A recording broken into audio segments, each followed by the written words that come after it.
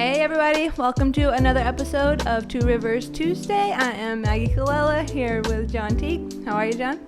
I'm doing good today. I had a headache last week. Yes, but not today. No headache today. That's I do good. have a crick in my neck though. I'm old. Is this what I happens guess. when you age? I guess so. Cricks. I do feel like since I turned 30, I get more cricks in my neck. Yeah? Is it creek or crick? Crick. Crick. It's a crick. Okay. All right. On Sunday, you introed your sermon talking about Fanville and playing that commercial for us. Tell us a little bit about Fanville. Well, it's actually Fansville. Fansville, all right. It's Fansville because it's a community of fans. Okay, It's okay. not just one fan. Maggie, wanting to live in your individualistic world. Fansville, I don't know. It's just fun. It's like when that whole compilation, like everybody's like dressed up, they're painted up, they're like huge, college football fans, and they're like striping their yards like a football field, and everything's about tailgating. I just think it's funny. What are your sports teams? Like, what are you a fan of sports wise? University of Tennessee, go Vols. Yep. Not Bowls. Bowls. Go Vols. Yeah, that's kind of like my world for And the everything. most part. But you like baseball, so what is your baseball team? I love baseball. I love the Braves. Okay. I love the Cardinals. We have Freddie Freeman, the bobblehead, today on the podcast. Mm-hmm. I just thought that would be appropriate since I talked about Edmund in the sermon and how he was a traitor in The Lion, the Witch, and the Wardrobe, and Freddie Freeman left the Braves to go to the Dodgers. Oh man. Yeah. Sad day. But I still like Freddie Freeman. Yeah. Yeah. I'm like kind of new to Fansville. I'm like becoming into sports. Okay. So That's right, I'm new 'cause here. The Colellas are Miami Heat fans, right? Yes, yeah. I'm starting to get into the Miami Dolphins and the Miami Heat. Okay. And Jake wants me to get into Tennessee basketball, like college basketball. Yeah. Yeah. Okay. So it's fun. I'm starting to get it. I'm Yeah. like, yeah, this is great. You got a jersey, right? Not a jersey. I have some T-shirts. You have some No T-shirts. official jerseys. Jerseys though. are expensive. Really? Yeah. Like how much? Like over $100. Wow. Yeah, I was looking at a Braves jersey the other day in a sporting goods store, and it was like, I think it was $135. Wow. For a That is jersey. expensive. Yeah. Yeah. Isn't that I see it. crazy? All right. What else are you a fan of? Just random things. I'm a fan of chips and salsa. Yep. Yes. I love chips and salsa. I'm a fan of tacos. I think we've talked about this. We've It's all clarified food this. oriented. I'm there. It's all, yes, I'm a fan of pizza. I'm a fan of the show Band of Brothers. I find myself talking about that a lot. What are you a fan of? I am a fan of The West Wing. I talk about Oof, the West Wing a yes, lot. so good. I am a fan of Oaks Coffee. I love going there. Their food is good. Their coffee is good.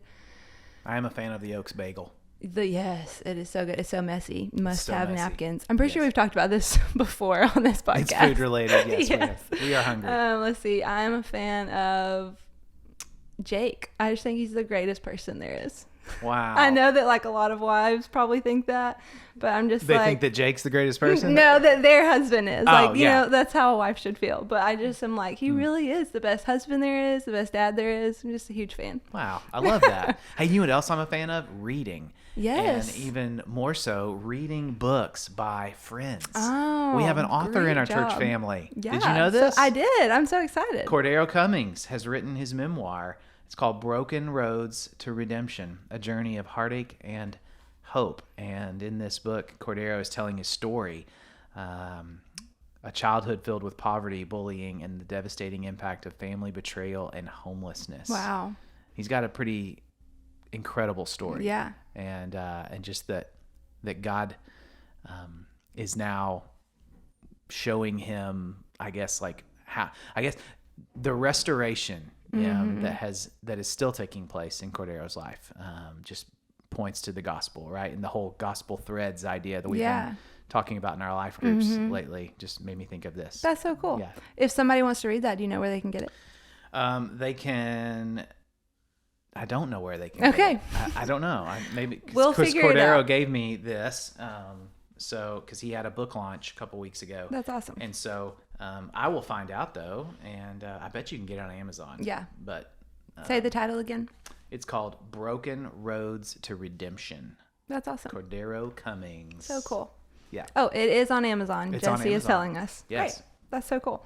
All right. On Sunday, speaking of the gospel, we continued in our Galatians series, and you talked about this community that the gospel can create. And part of that is that if the gospel is alive and active in our church family, it will create us to be the kind of people who are willing to gently restore one another. Yes. So we talked about this. This is from Galatians 6, where Paul says, if anyone is caught in a transgression, you who are spiritual should restore him in a spirit of gentleness.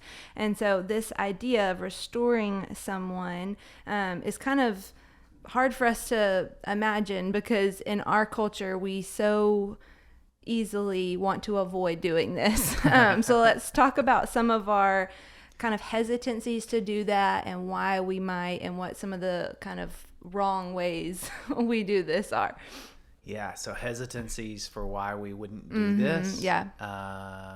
Gosh, I think the first thing that pops into a lot of our minds is just, well, who am I to,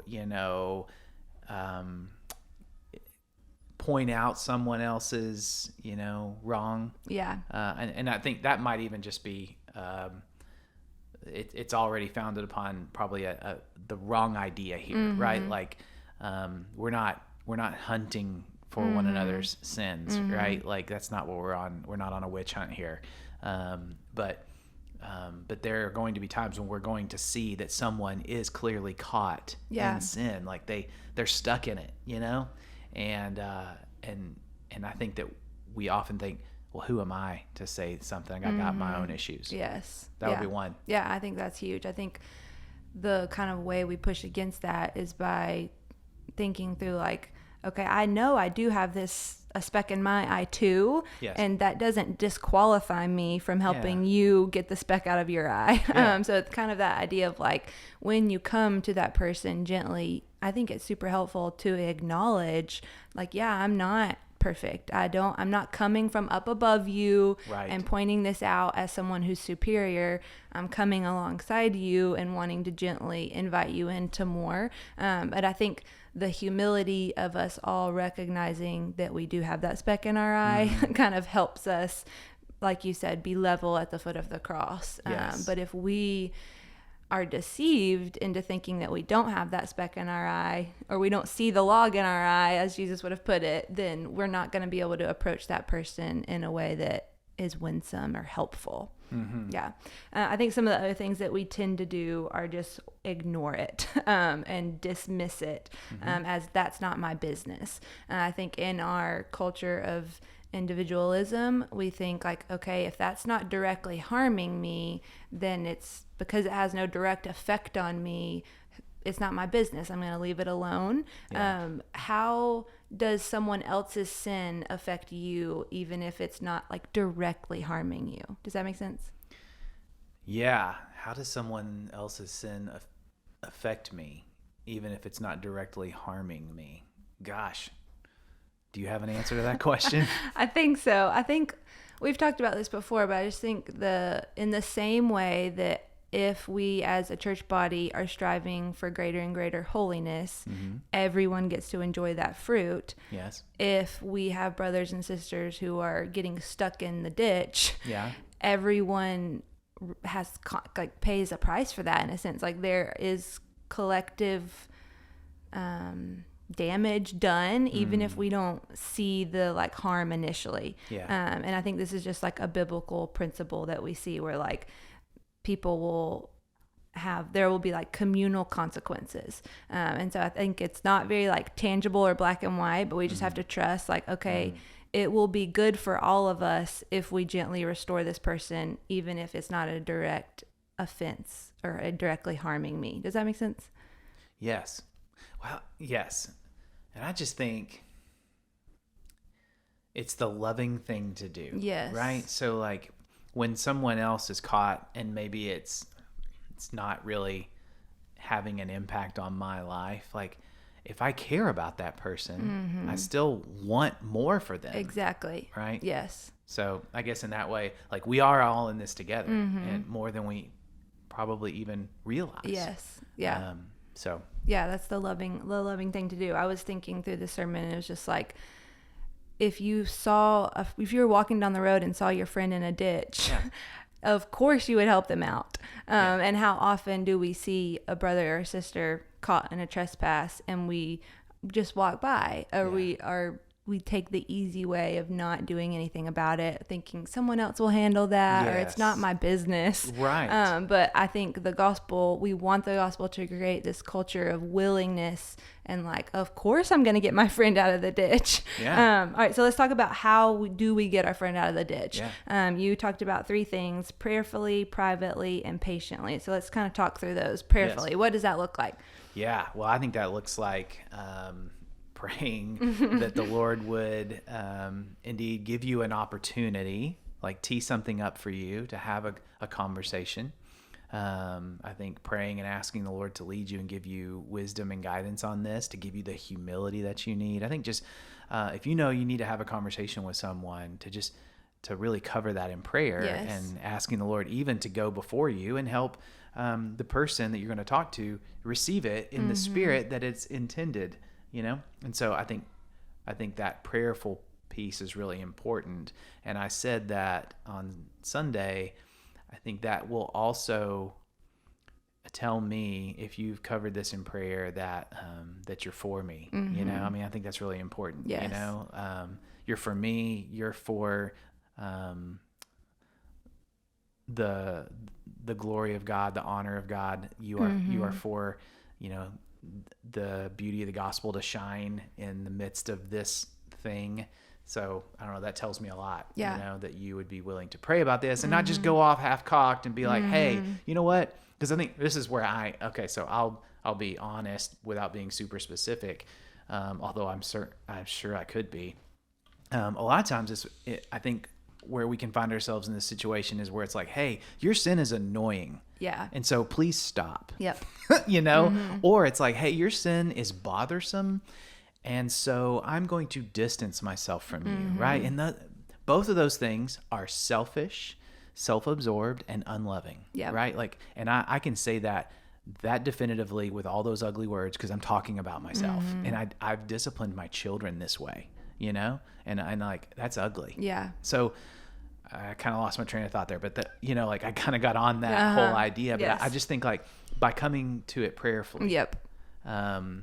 I'm asking the Lord to help me in this. I'm bringing him into this. I want him to be honored. I want to do this in an honoring way. Yes. And not out of anger or annoyance or, whatever. Yeah. Yeah. I think the prayer piece is huge because it can help you discern whether you even need to confront this or not. Yeah. Because I think that there is a category that we tend to shy away from of that like fits in that you do need to confront category. Yeah.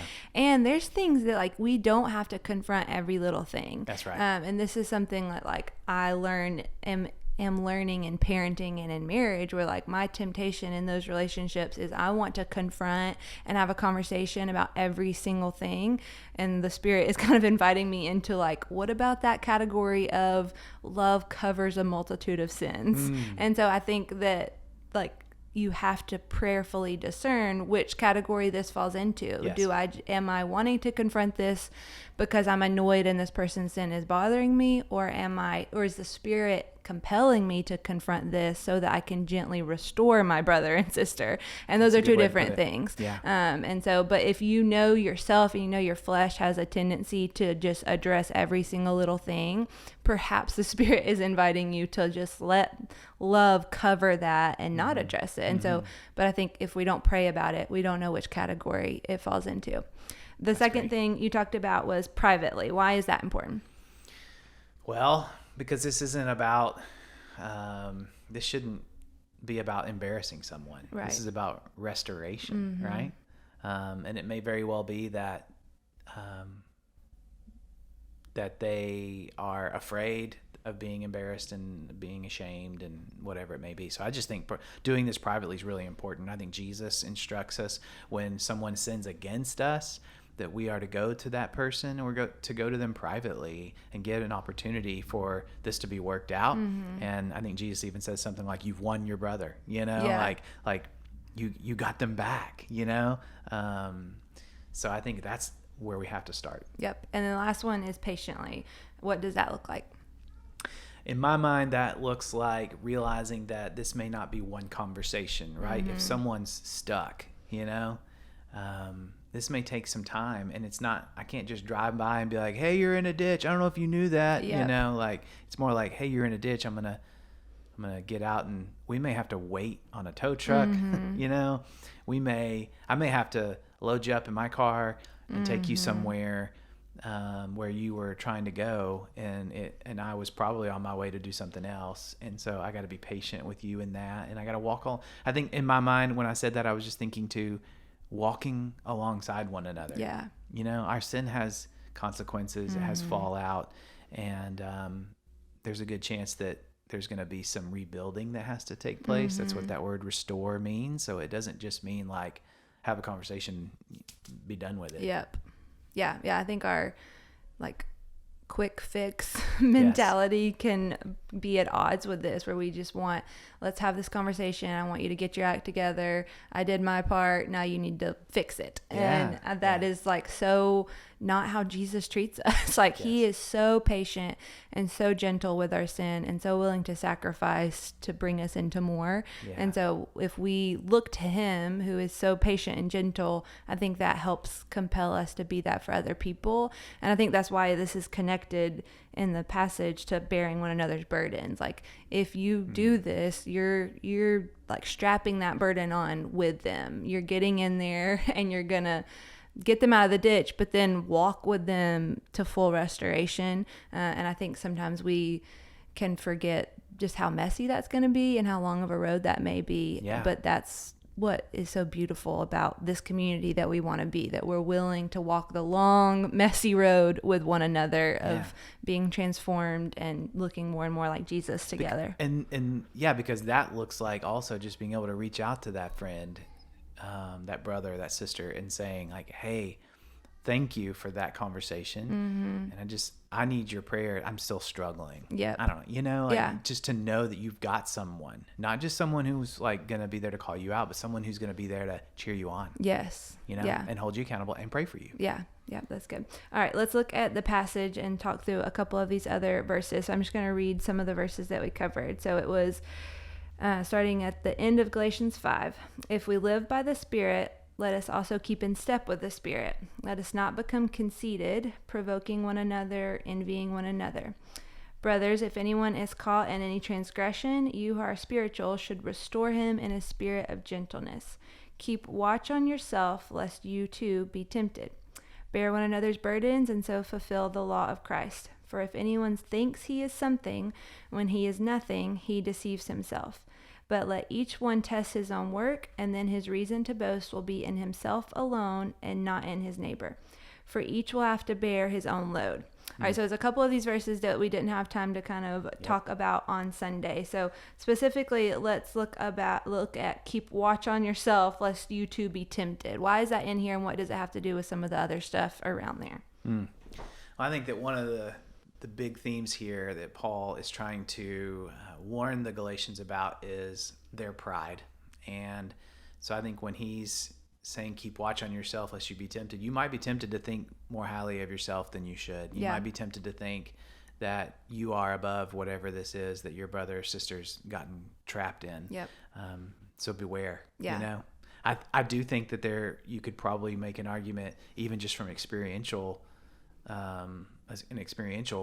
aspect of things. We've all been perhaps dragged down into the ditch, with someone who's struggling with something. And so I think maybe there's a warning there as well. Is there some discernment of like, if somebody is trapped in a particular sin that I know I have a tendency towards, is there wisdom in maybe not getting in that with them? I don't know. I think there probably is some wisdom and some discernment needed there. Go back to the whole prayerful piece of that. I mean, I do think you have to be careful. Yeah, for sure. All right, and then let's look at a couple of these other verses. For if anyone thinks he is something when he is nothing, he deceives himself. I think that's getting back at that whole pride thing of like, you think you're hot stuff, being able to confront someone, like, don't forget that you are just as capable of that sin as they are. Don't forget that apart from Christ, like, you would be in that same ditch, and you were in that same ditch, and that's where he rescued you from. So I think that is kind of in the same vein. And then, but let each one test his own work, and then his reason to boast will be in himself alone and not in his neighbor. What's that about? Yeah. Well, don't compare yourself to others when thinking about who's, more right. Yeah. Like this, we are not going to be compared to anyone else when we stand before God. Or if we were to stand before God, he would not be grading you on how you did according to your classmates, right? Like this is about, the fact that we've all fallen short, really. And so, as we've talked a lot about at Two Rivers, we have a sticker chart with no stickers on it, and Jesus has a sticker chart that's full. His righteousness has now been given to us through faith in him. And that's who we need to be looking to. We don't need to be thinking about our own, like, kind of grading ourselves, based on other people, or just that whole level of holiness. Like, well, I may not be like really following Jesus in this area, but I do more than so and so. Yes. So I think there's an aspect of that. You're not gonna be boasting in how you compare to your neighbor. Yes, yeah, and I think that comes back to the being conceited, provoking one another, and envying one another. You talked about how provoking is kind of standing above someone and pointing the finger down at them, whereas envying is kind of a position of like feeling inferior to them and looking up at them. Yes. And so the reminder is like the ground is level at the foot of the cross. And so I think we have to, I was even kind of applying this into my own heart and life this morning, just praying through like, okay, who are some of the people in my life that I tend to either like put myself above and point down at and feel superior to, and who are the people in my life that I tend to like envy and put myself below, and just like visualizing me and that person at the foot of the cross together. And realizing that like there's no ground to boast. There's no reason to be insecure. Like at the foot of the cross,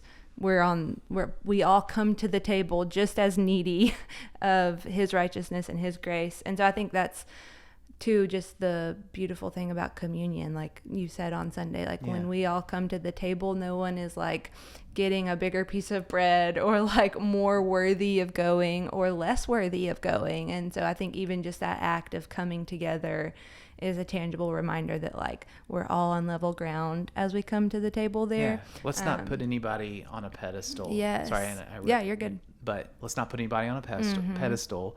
They will disappoint us. Yes. And we might find our faith sort of having been put in that person, so to speak, or maybe even thinking they're untouchable or like we'll never be able to be that or whatever. Like, let's not do that. And then if anybody tries to put us on a pedestal, let's climb down really quickly, and kick that pedestal over.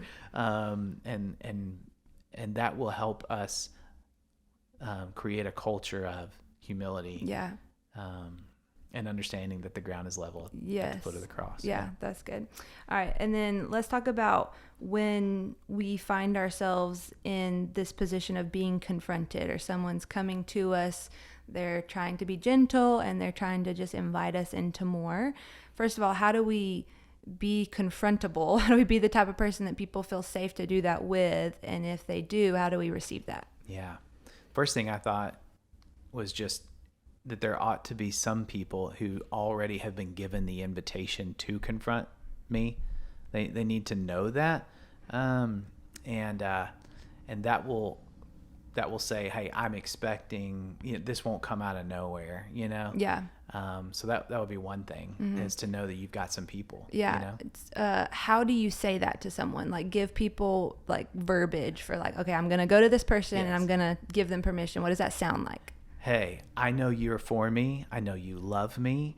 And so I want to invite you, if you see anything in my life that is out of line with the law of Christ, that is out of line, that is living contrary to the truth of the gospel or the way that God has called me to live, then I want to invite you to tell me what you see. Yeah. Because it very well may be a blind spot. Or I know about it. It's not a blind spot, but I'm just going to keep doing it until somebody calls me on it. Yeah. So I need you to do that. And what is the truth for someone who that feels very scary? Like, I don't want to give anybody permission to do that. That feels very scary. I'm scared that they'll take me up on it and I don't want to hear it. What is like the truth for someone who's feeling like that? What is the truth? I feel you have this look on your face like you know the answer to your question, Maggie. I do. I think it's comforting, and like the reason we're free to ask for that is because we know our sin doesn't define us. This That's is right. what you talked about at the end of the sermon. And I was quoting you, by the way. Did I tell you that? I think we said that in a meeting last week. Okay. You said that. Our sin doesn't define us. Go ahead. Yeah. It's like if you were to come to me and say, Maggie, like this is out of step with the gospel, like we can both now turn, and that's the enemy. It's not me that's the enemy. Yes. Like you are for me and against my sin. And so I know that like you're not attacking me because that sin isn't who I am. Yeah. It's my enemy also. Yes. And so, but I think when we try to like over identify and like absorb our sin as part of who we are and like our identity, we will get very hurt when someone confronts that because we think you're attacking me, you hate me, I'm a failure. But the truth is like they're attacking sin and that's not who I am. That's right. And so I think just we all need to hear that, because when and if the Lord is so gracious to you that he sends someone to you to confront you on your sin, that's actually reason to rejoice, even though it's painful, in a sense that's God's mercy over you. And what a gift that he has put someone in your life that loves you enough to do that. So yeah. Yeah. What were we talking about? Confrontable. How can you be confrontable? Yeah, that's how we'll be confrontable, is by like intentionally inviting that and saying those specific words to someone, giving them permission, and then when they come, receiving it in a spirit of gentleness as well. Like I think it goes both ways. We want to give it gently and receive it gently. And not be my sinful flesh is going to first want to defend myself, excuse myself, explain myself, justify myself, right? Like, so the more I can be aware of that, the better, because it may help me to not do that when you come to me, to be able to say, thank you for sharing this with me. And it may be real easy to be like, gosh, you are right. And I am sorry. It might be like, wow, that's something I was not aware of, and I need to really consider what you're saying. Can you help me? Is there something, maybe I need to ask questions of clarification. Or maybe I just need to say thank you, and I need to consider this, and I need to ask the Lord, is there something in this? I mean, I've been on the receiving end of some things that were not necessarily confronting sin in my life. They were just being critical of me. And that's a different kind of thing. But someone taught me one time, a long time ago, that there may be some truth in everything, and there may be some way to learn something from every word. Right? So like, I just try to have that posture with like, Lord, is there something I need to hear in this? Is there something I need to learn in this? Yes. So if it's someone coming to me, and they see that I've been caught in sin, I need to be asking, Lord, is that true? And what do you need to teach me from this? Yes. Yeah. That whole interaction has to be covered in so much grace from both ends. Because the person doing the confronting is bringing all their sin into that too. And so they won't do it perfectly. Yes. And so the receiver, standing there with all their sin, receiving it, has to give them grace, receive what they can. And so it requires so much grace. Neither party is going to do that perfectly, but we're just kind of fumbling forward together. That's right. And we're talking about sin here. We're not talking about, since I brought it up, let me just clarify. We're not talking about being critical of some decision that you made or something like that. You know what I mean? This is not, this is not like, hey, I just wish you smiled more, or something. I don't even know, like some ridiculous example there, but we're talking about sin, about transgression, about not being obedient to God's word. Yeah. Right. Like that's why this is so important. And we are not saying, hey, let's have a culture where we can just like kind of confront each other on anything we don't like about and being petty. one another and being petty. And that is so not what we're talking about. And I felt I felt it on Sunday even. I'm sure that there are people in our church family who have been in cultures where this was done very poorly, and people were just calling people out on stuff or being critical of people. And that is not what we're talking about here. That is not what we want. That's not a gospel culture. Right. Like, so. Yeah, we definitely don't want to be overly critiquing and petty and just like hunting down everybody. That's right. And we also don't want to swing the other way. And because it's been done poorly, we neglect doing it altogether. Because the long-term trajectory of if we were to be a people that never gently restored one another, like our church would be so unhealthy. Like, I mean, picture a world where we never gently restored one another. That's not good. And so, but I think to your other point, you brought up the fact that word transgression there was like somebody's clearly crossing the line. And so I think that's a helpful kind of to give you that category of what it is and what it isn't. But at the end of the day, like that's why the prayerfully has to be the most important thing. Like if you haven't prayed about it, you are totally disqualified from doing it. Like do not do it if you haven't prayed about it.